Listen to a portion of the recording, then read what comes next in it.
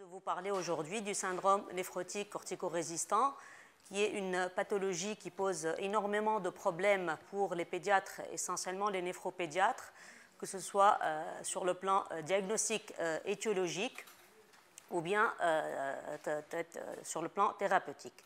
Avant de commencer, voici le plan qu'on va suivre pour cette conférence. On va introduire le sujet, définir le syndrome néphrotique cortico-résistant, voir les différentes étiologies, la conduite à tenir devant un syndrome néphrotique cortico-résistant, les différents aspects histologiques.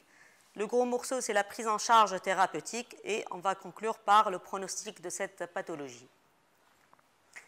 Donc, comme vous savez tous, le syndrome néphrotique a une définition purement biologique, définie par les 3 paramètres que vous connaissez, et son pronostic dépend bien sûr de la réponse à la corticothérapie.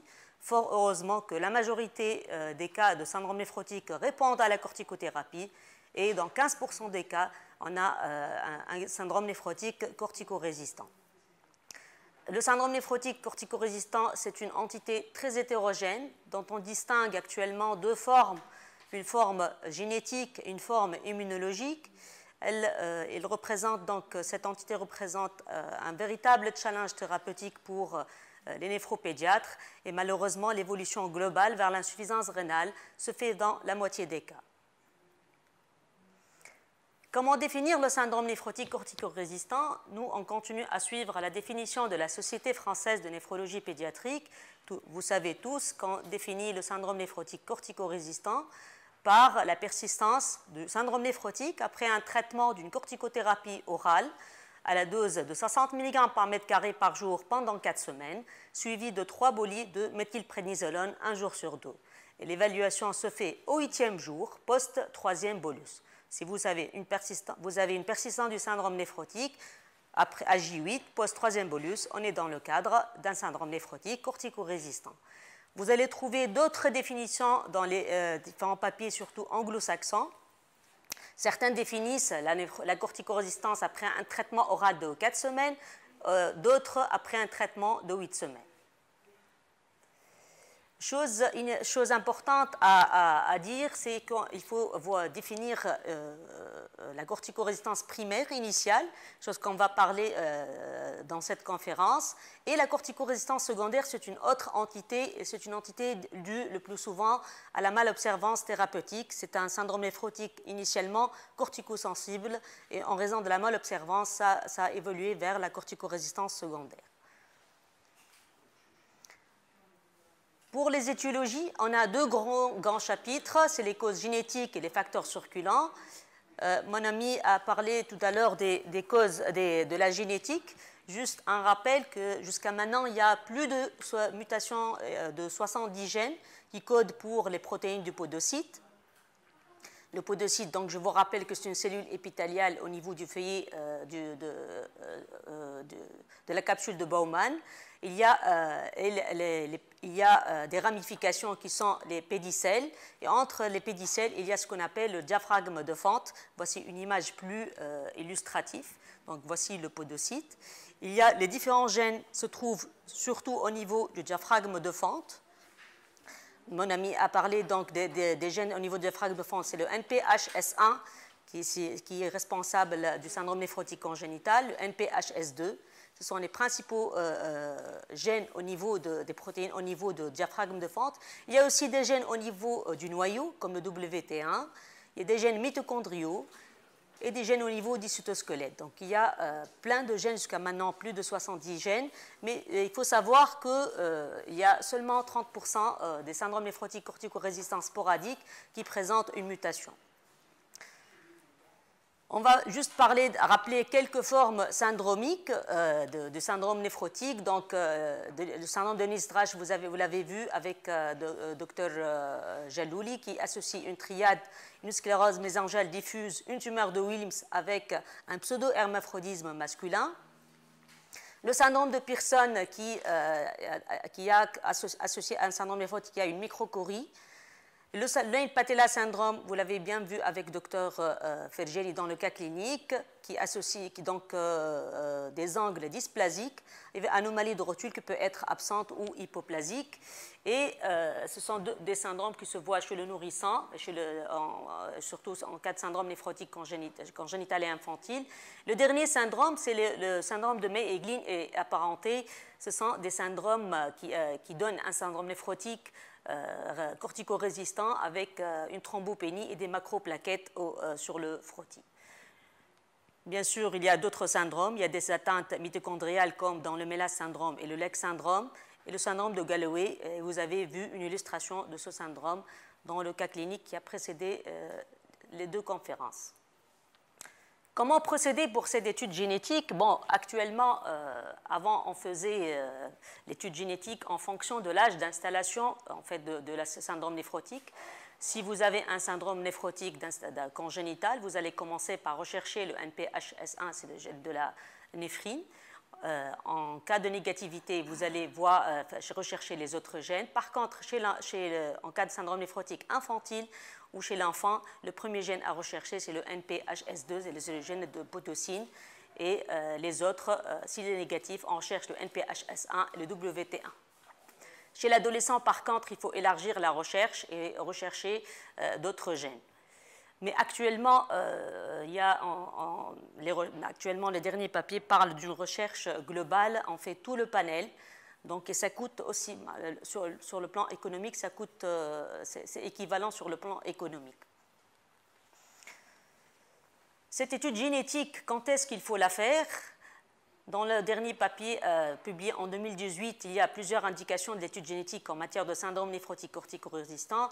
C'est bien sûr en cas de syndrome néphrotique congénital, infantile, en cas de cas familiaux de syndrome néphrotique corticorésistant, aussi lorsque vous avez des formes syndromiques, mais aussi lorsque vous avez une résistance aux anticalcinurines qu'on va voir tout à l'heure. Donc l'étude génétique, on peut, en l'absence des 4 premières indications, on peut ne pas la faire initialement et on met sous traitement et on voit. Quel est donc l'intérêt de cette étude génétique? En fait, l'intérêt, il est double. Lorsque vous avez une étude génétique positive, le premier intérêt, c'est que malheureusement, la première conclusion, c'est l'inefficacité des immunosuppresseurs. Bien que certains immunosuppresseurs ont une action non immunologique, on va voir tout à l'heure dans la partie traitement, mais la chose la plus importante, c'est que lorsque vous avez une étude génétique positive, c'est que votre syndrome néphrotique ne va pas récidiver après la transplantation rénale, d'où l'intérêt de cette étude génétique.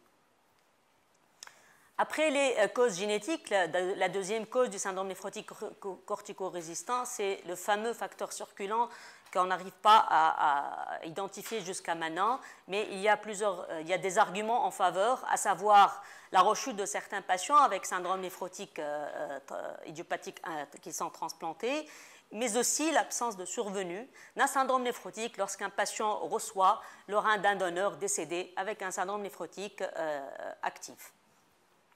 Ça, c'est pour les étiologies. Une fois on a fait le diagnostic du syndrome néphrotique corticorésistant, quelle est notre conduite à tenir devant cette pathologie? La première question qui se pose, s'agit-il vraiment d'une néphrose? Est-ce qu'on est dans le cadre d'un syndrome néphrotique idiopathique? Et pour cela, donc, il faut réévaluer le diagnostic. Et cela passe par, bien sûr, l'interrogatoire qui va chercher la notion de consanguinité des antécédents familiaux de syndrome néphrotique, l'examen physique à la recherche d'atteintes extra-rénales, comme vous avez vu dans les formes syndromiques. Et bien sûr, on va pratiquer quelques examens complémentaires qui vont nous permettre d'avoir un diagnostic étiologique, à savoir une NFS, comme j'ai dit tout à l'heure, il y a certains syndromes où il y a une thrombopénie avec des macroplaquettes, des azates et alates, parce que certaines infections, des virus hépatotropes peuvent donner donc une néphropathie glomérulaire responsable d'un syndrome néphrotique corticorésistant. Il faut faire un bilan immunologique, c'est le dosage du complément avec la recherche des anticorps antinucléaires, les différentes sérologies, hépatite B, hépatite C et HIV. Et ceci, il y a certaines pathologies, donc néphropathie glomérulaire, notamment la néphropathie glomérulaire extramembraneuse qui donne post-hépatite B ou post-hépatite C. Un bilan neurosensoriel, à savoir un examen ophtalmo et un audiogramme ou bien un BER selon l'âge. Et bien sûr, les deux derniers examens complémentaires importants, c'est la biopsie rénale avec une microscopie optique, l'immunofluorescence, la microscopie électronique et l'étude génétique. On a bien vu les indications de cette étude génétique. La biopsie rénale, elle a un double intérêt. Elle a un intérêt diagnostique. Le deuxième intérêt, c'est l'intérêt pronostique. Pour l'intérêt diagnostique, il faut absolument éliminer le diagnostic différentiel d'une autre maladie glomérulaire, puisque dans 20% de cas, il s'agit d'autres néphropathies glomérulaires que la néphrose. Donc, il peut s'agir de néphropathie glomérulaire primitive, comme la membranoproliférative, ou bien l'extramembraneuse, ou bien néphropathie glomérulaire secondaire chez le grand enfant, comme néphropathie lupique, qui peut se manifester par un syndrome néphrotique. L'intérêt pronostique, c'est de voir est-ce qu'il y a une fibrose qui est de mauvais pronostic.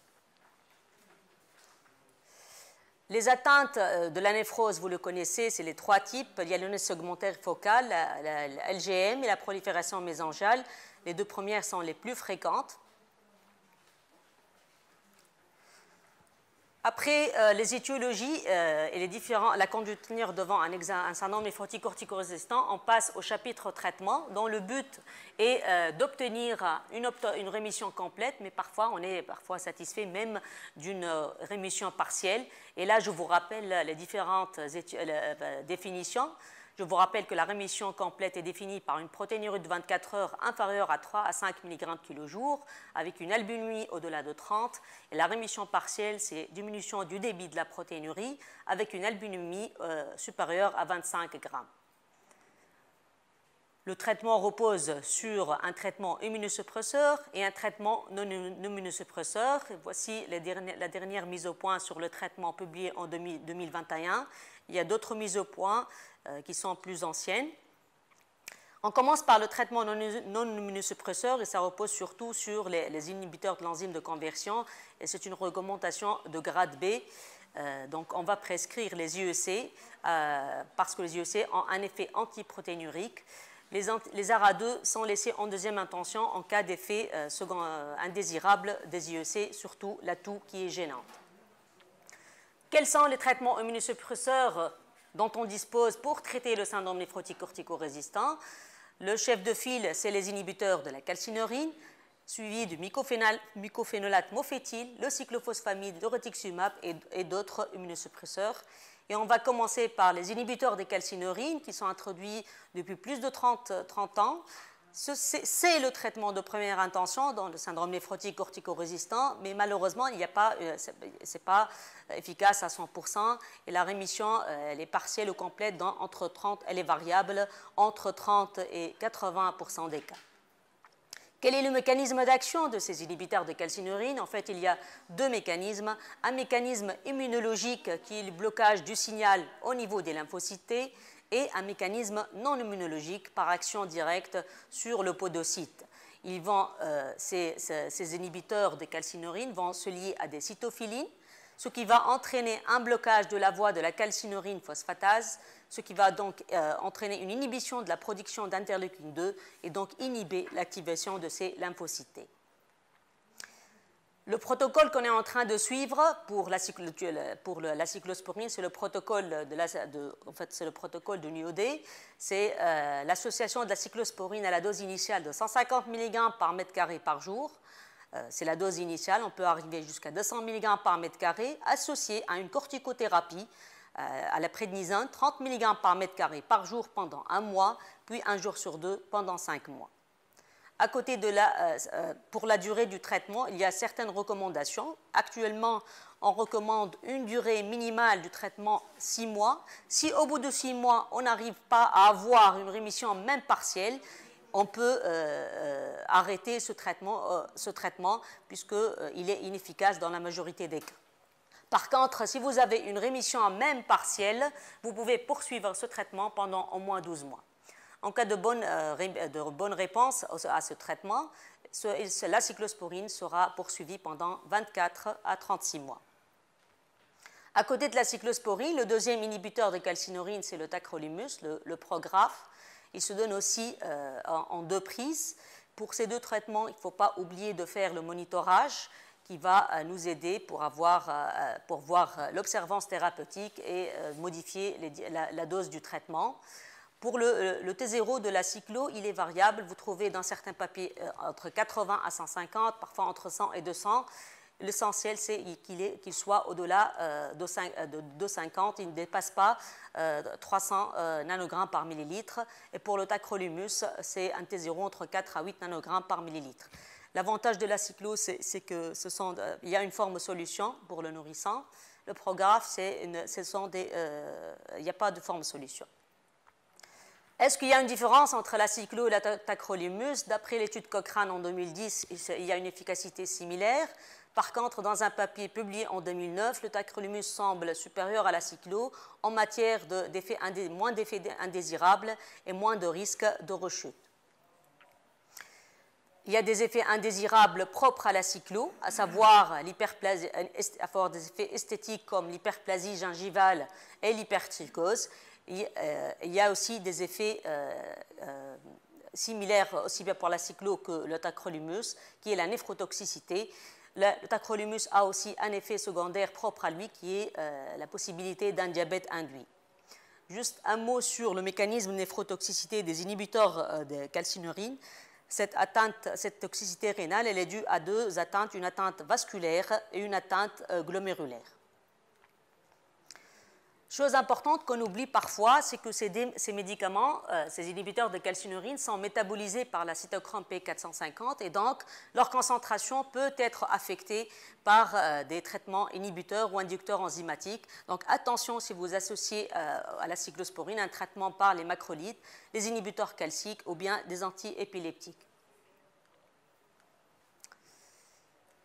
Si on a obtenu une rémission sous ces inhibiteurs de calcinurine, comment on va traiter une rechute qui survient après arrêt de la cyclosporine? Eh bien, d'après Cadigo 2010, on a 3 possibilités. Soit on reprend une corticothérapie orale, soit on reprend le traitement immunosuppresseur antérieur, ou bien on utilise un autre traitement immunosuppresseur afin d'éviter bien sûr une toxicité cumulative. Mais c'est une recommandation grade de 2D, donc il n'y a pas de consensus clair. Le traitement de deuxième intention dans le syndrome néphrotique de corticorésistance, c'est le mycophénolate mofétyl. Il agit par inhibition de la réplication de l'ADN dans les lymphocytes T et lymphocytes B. Il est moins efficace que les anticalcinurines. Toutefois, dans une étude publiée en 2011, son association avec la dexaméthasone a un effet similaire que la cyclosporine. Il est indiqué en deuxième intention dans l'algorithme de prise en charge qu'on va voir tout à l'heure, si bien sûr il y a échec des anticalcinurines. Si on va le prescrire, il faut le prescrire à une dose progressive, à la dose de 1200 mg par mètre carré en 2 prises. Et bien sûr, il ne faut pas oublier de faire le monitorage par l'air sur la courbe, donc en faisant 3 points, et cet air sous la courbe doit être entre 30 et 60 mg par litre. Le cyclophosphamide, d'après la Cadigo 2012, il n'est pas recommandé, mais vous allez voir dans les études, on peut l'associer à d'autres immunosuppresseurs. Le quatrième immunosuppresseur, c'est le rituximab, et vous allez avoir un symposium tout à l'heure sur l'utilisation de ce traitement en matière de néphrologie pédiatrique. C'est un anti-CD20 qui agit par 2 mécanismes. Les mécanismes qu'on connaît tous, c'est la déplétion des lymphocytes B, mais aussi ce médicament, il a une action non immunologique comme donc les inhibiteurs de calcinurine, action directe sur le podocyte. Cependant, il est moins efficace que dans le syndrome néphrotique corticosensible et les résultats sont controversés et son efficacité globale elle est aux alentours de 50%. Cependant, il y a une notion qui sort, qui est plus la durée du syndrome néphrotique est longue avant l'utilisation du rituximab, moins est l'efficacité. Ce que préconisent les derniers papiers, c'est de préférence, il faut l'administrer précocement dans les 6 mois du diagnostic du syndrome néphrotique corticorésistant. avec des doses répétées, entre donc 2 à 4 doses. Et là, je vous rappelle, la dose, c'est 375 mg par mètre carré par semaine. Et ce traitement sera suivi de bolus de méthylprénisolone et de corticothérapie per os. Il y a actuellement d'autres traitements immunosuppresseurs en cours d'essai. Il y a un autre anti-CD20 qui est le fatumumab, d'autres immunosuppresseurs, l'abatacept et l'adalimumab. Ils sont en cours d'essai. Il n'y a pas vraiment d'étude qui est valable jusqu'à maintenant. En cas de résistance aux anticalcinurines, qu'est-ce qu'il faut faire? Il n'y a pas de stratégie thérapeutique consensuelle. Selon la recommandation du CADIGO en 2012, on peut donner du MMF associé à de fortes doses de corticoïdes. Pour le rituximab, son efficacité est controversée. On peut aussi associer la corticothérapie tacrolimus cyclophosphamide. Vous voyez ici, il y a les différentes études. Il y a la première étude qui a associé la corticothérapie tacrolimus et MMF. Il y a une rémission qui est importante, à 78%. La deuxième étude, on a laissé les inhibiteurs de calcinurine, on a associé le MMF et le cyclophosphamide. Donc, ce qu'on fait maintenant, actuellement, c'est donner en deuxième intention le MMF. On peut l'associer surtout au tacrolimus. D'après ces études, donc, cette rémission, elle est variable, mais dans la plupart des cas, elle est supérieure à 50% des cas. Quelle est la place des bolis de méthylprénisolone en cas de résistance aux anticalcinurines? Dans la littérature, il y a des études qui sont pro donc qui donnent les bolis de méthylprénisolone, mais il y a vraiment des études où on montre qu'on est en train d'augmenter la toxicité.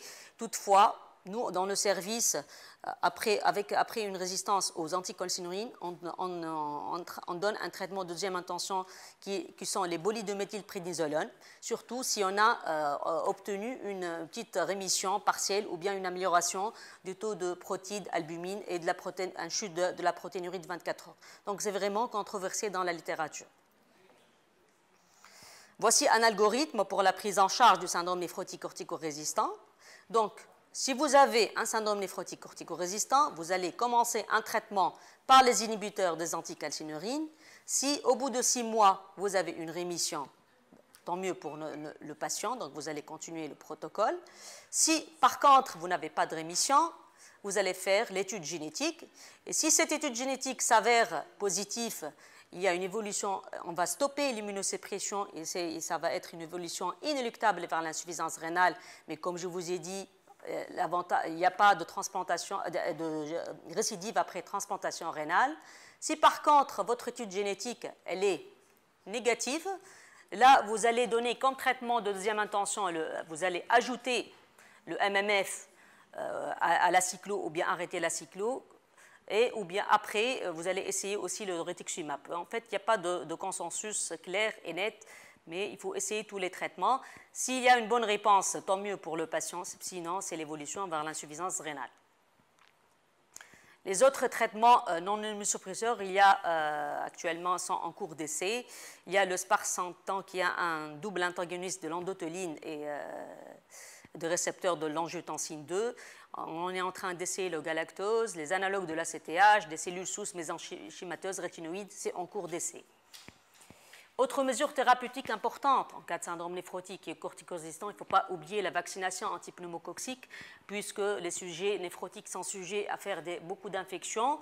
Il faut donner un traitement préventif antithrombotique. Nous, on donne l'aspégique à la dose antiagrégante, et en cas d'une hypothyroïdie, il faut donner un traitement substitutif. Pour le pronostic, l'évolution globale vers l'insuffisance rénale, c'est 50% des cas. Dans un papier publié en 2017, cette évolution dépend bien sûr de la réponse au traitement initial. Et s'il y a une rémission sous immunosuppresseur, vous avez vu qu'il y a un bon pronostic à 10 ans. Par contre, ce taux chute à 72% en cas de rémission partielle, et en l'absence de rémission, il y a une mauvaise survie rénale à 43%. En conclusion, donc, je dirais que malgré l'amélioration significative du pronostic avec les inhibiteurs de calcinurine, le syndrome néphrotique cortico-résistant reste une pathologie rénale sévère et difficile à traiter. Une meilleure compréhension immunologique et ou l'identification du facteur circulant vont permettre une meilleure stratégie thérapeutique. Et je vous remercie.